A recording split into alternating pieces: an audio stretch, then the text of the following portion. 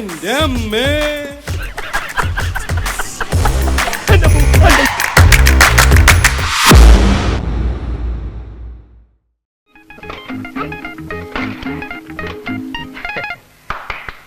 എല്ലാവരും ഇങ്ങോട്ട് നോക്കിൻ. മനോഹരമായ ഒരു പഴക്കുല.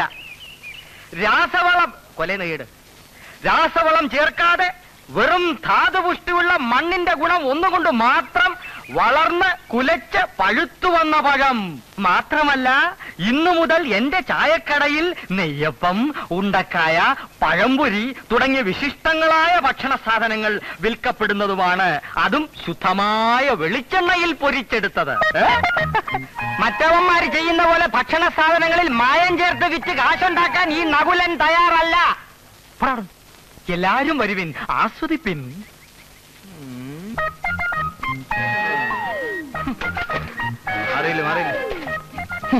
ഒരു ദിവസം നിന്നെ കൊണ്ട് ഞാൻ നന്നായിട്ട് ആസ്വദിപ്പിക്കാവടാ.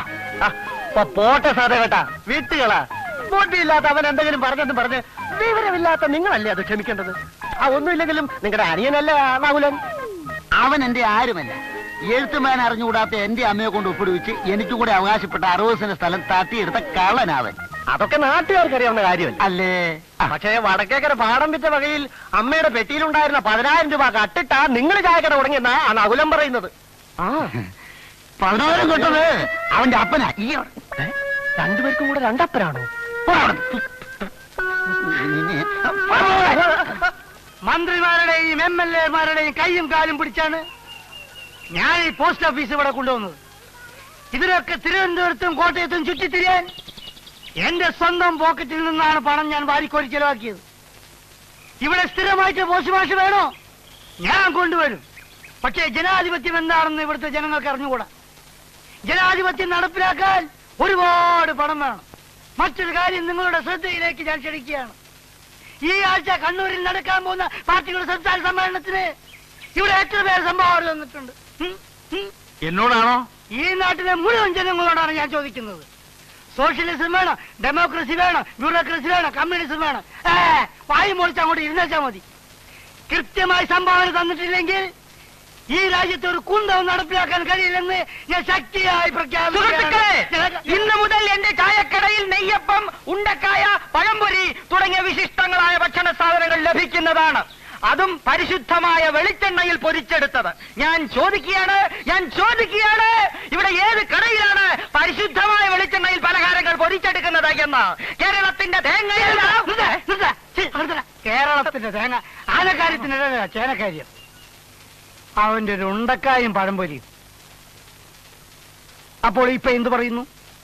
സംസ്ഥാന സമ്മേളനത്തിന്റെ പിരിവ് ഇവിടെ വെച്ച് നിങ്ങൾ ഇപ്പൊ എനിക്ക് നൽകുന്നുവോ, അതോ ഞാൻ വീട്ടിലേക്ക് വരണോ?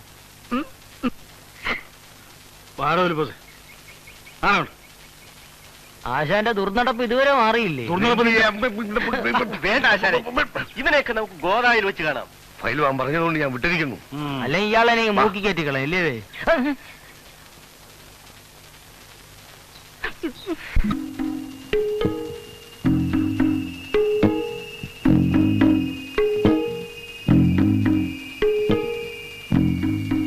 എന്തായി ഫൽഗുണ? പ്രശ്നമൊന്നുമില്ല. 2 മർമ്മം പിടികിട്ടിയിട്ടുണ്ട്. ഒന്ന് ഇതാ, ഈ വാരിയല്ലിന് ബലമായിട്ടൊരു പിടി പിടിച്ചാ മതി. ഫിലിപ്പോസിന്റെ പോസ് അങ്ങ് പോവും. പിന്നെ പിലി മാത്രമേ കാണൂ. മറ്റേ മർമ്മം? മറ്റേതോ? ഈ തുടയല്ലിന് അറിയാത്ത മട്ടിൽ കൈമുട്ടുകൊണ്ട് ഓരോറ്റ കയറ്റിയാ മതി. പിന്നെ മർമ്മം ശരിക്ക് നോക്കിയില്ലെങ്കിൽ ഫിലിപ്പോസ് കുഴപ്പമുണ്ടാക്കും. അത് ഞാൻ ഏറ്റു. ഇതൊന്നുമില്ലെങ്കിലും ഫിലിപ്പോസ് എനിക്ക് പ്രശ്നമല്ല. ആശാൻ വിവരക്കേട് പറഞ്ഞു പഠിക്കരുത്. കഴിഞ്ഞ തവണ ഞാൻ പറഞ്ഞു തന്ന മർമ്മത്തിന്റെ സഹായം കൊണ്ടല്ലേ ആ കുപ്പസ്വാമിയെ അടിച്ചു വളർത്തിയത്. അല്ലെങ്കിലും കുപ്പുസ്വാമിയെ ഞാൻ ശരിപ്പെടുത്തുമായിരുന്നു. ഓഹോ, ഇപ്പൊ അങ്ങനെയായോ? അപ്പൊ ഞാൻ ഒരു കാര്യം ചെയ്യാം. ഫിലിപ്പോസിന്റെ മർമ്മം ആശാൻ അറിയാമെന്ന് ഞാൻ അവിടെ ചെന്ന് പറയാം. അത് വേണ്ട. നിനക്കിപ്പം കാശെടുത്തും വേണോ? അതെന്ത് ചോദ്യം ആശാനെ? ഒരു 100 രൂപ ഇങ്ങട്. എന്നാലേ നാളെ രാവിലെ ഇങ്ങോട്ട് വന്നേരെ, തന്നേക്കാം. ഏതായാലും നീ ഇതുവരെ വന്നതല്ലേ? അങ്ങനെ ആശാന്റെ ഓശാരമൊന്നും വേണ്ട. അധ്വാനിച്ചതിന്റെ കൂലിയാ ചോദിക്കുന്നത്. നാളെ രാവിലെ കറക്റ്റായിട്ട് വരും. ഉറപ്പായിട്ട് തരണം, മറക്കണ്ട. പാടരമണ, നീ അകത്തോട്ടിരിക്കേ. എങ്ങനെയുണ്ട് അവന്റെ കച്ചവടമൊക്കെ? ഏയ് അവിടെ എന്ത് കച്ചവടം? അതിരിക്കട്ടെ, ഇവിടെ എങ്ങനെയുണ്ട്? ഉണ്ടക്കായ മിച്ചറും ഉണ്ടക്കാക്കും തുടങ്ങിയ ശേഷം കുറച്ച് മെച്ചപ്പെട്ടിട്ടുണ്ട്. എങ്കിലും ശരിക്കൊരു പിടുത്തം കിട്ടിയിട്ടില്ല. അല്ല, നാളത്തെ ഗുസ്തിക്ക് നിങ്ങൾ സ്പെഷ്യൽ ഒന്നും ഉണ്ടാക്കുന്നില്ലേ? ഉണ്ടടോ, നല്ല കോഴിക്കോടൻ അലുവയും വറുത്ത കായും ഏർപ്പാടാക്കിയിട്ടുണ്ട്. അലുവയും വറുത്ത കായും. നാട്ടുകാർ മുഴുവൻ വരും നിങ്ങൾ അലുവയും വറുത്ത കായും തില്ല. സഹദേവേട്ട് അവിടെ എന്താ സപ്ലൈ അറിയാമോ? ചറോട്ടയും പോപ്സും. അല്ല, പൊറോട്ടയും ചാപ്സും. ആളുകൾ ഇടിച്ചു കയറും. എന്നാ പിന്നെ ഞാനിത് തുടങ്ങിക്കളെ. എങ്ങനെ തുടങ്ങാനാ? മുൻകൂട്ടി ഓർഡർ ചെയ്യാതെ ആട്ടിറച്ചിയോ കോഴി ഇറച്ചിയോ ഒക്കെ കിട്ടുമോ? പിന്നെന്താ ചെയ്യാ? പിന്നെ ഞാനൊരു വഴിയും കാണുന്നില്ല. എന്നാ ഞാനൊരു വഴി കാണുന്നുണ്ട്. നിനക്ക് ഞാൻ 10 രൂപ തരും. ഒരു ചെറിയ പണി ഒപ്പിക്കണം. ഒപ്പിക്കാം. അവന്റെ ചാപ്സ് റെഡിയാവുമ്പോ നീ അതിൽ കുറെ ഉപ്സ് കൊണ്ടിടണം. അയ്യോ, അത് വലിയ ചതിവല്ലേ നകുലേട്ടാ? എടോ, സത്യവും മര്യാദയും കൊണ്ടിടന്ന ഇക്കാലത്ത് ജീവിക്കാൻ പറ്റില്ലടോ.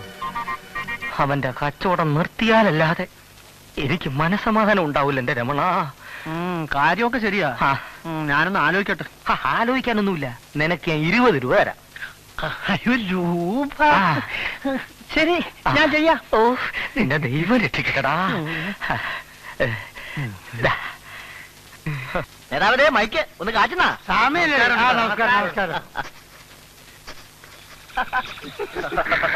ആശാനെ, ജോലി തിരക്കാണല്ലേ?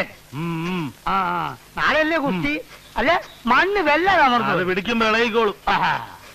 എല്ലാ ഇത്തവണ ഉടുമ്പ് തറ പറ്റുമോ? പിന്നെ അതോ ആശാൻ തറ പറ്റുമോ? ആരാ തറ പറ്റുന്നത് നാളെ പിടിക്കുമ്പോ കാണാമല്ലോ. അല്ല, കഴിഞ്ഞ തവണയും ഇങ്ങനെ തന്നെയാ പറഞ്ഞത്. പിടിക്കുമ്പം കാണാമല്ലോ, പിടിക്കുമ്പം കാണാമല്ലോ. എനിക്ക് മുതൽ മുടക്കൊന്നുമില്ലല്ലോ. ഒരു രേഖ പറ്റും. പിന്നെന്താ, ആര് ജയിച്ചാലും തോറ്റാലും തനിക്കെന്താ? അതൊന്നുമില്ല, മനസ്സിന്റെ വിഷമം കൊണ്ട് പറഞ്ഞു പോയതാണ്. ഈ മാസം മാസം അനാവശ്യമായി ചെലവാക്കുന്ന ഈ പണം ഉണ്ടല്ലോ, അത് ഈ നാട്ടിന്റെ ജനാധിപത്യം സംരക്ഷിക്കാൻ സംഭാവന എന്നെ ഏൽപ്പിച്ചൂടാന്ന് ചോദിച്ചതാണോ? ഞാന് ഓ, കണ്ടവന്റെ വീട് തോറും കേറി ഇറങ്ങി തെണ്ടി നടന്ന് പിരിക്കാറില്ല. സ്വന്തം തറവാട്ടിൽ നിന്ന് കൊണ്ടിരുന്ന പൈസയാ. വേണേ വന്നിട്ട് കണ്ടിട്ട് പോ. നടക്കട്ടെ നേതാവേ, ഒന്നുമില്ലേലും വല്ലപ്പോഴും ഒരു ഗുസ്തി ഓസിന് നമുക്ക് കാണാമല്ലോ. നിന്റെയൊക്കെ ജീവിതം തന്നെ ഓസാണല്ലോടാ, അല്ലേ? ഞാൻ അപ്പോഴേ പറഞ്ഞു. ഒരു കാര്യം ഞാൻ പറയാം. ഉടുമ്പിനെ തറ പറ്റിച്ചിട്ടേ ഞാൻ ഇറങ്ങൂ. ജയ് ഹനുമാൻ.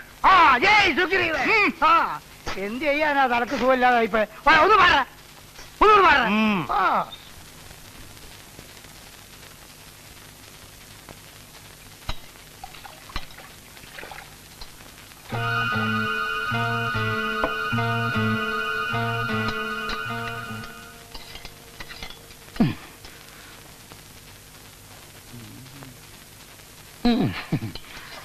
ഒന്ന് വേഗം കൊണ്ടുപോകാൻ ചേട്ടാ. ഇപ്പൊ തരാം. എത്ര നേരമായി? ഇപ്പൊ തരാം.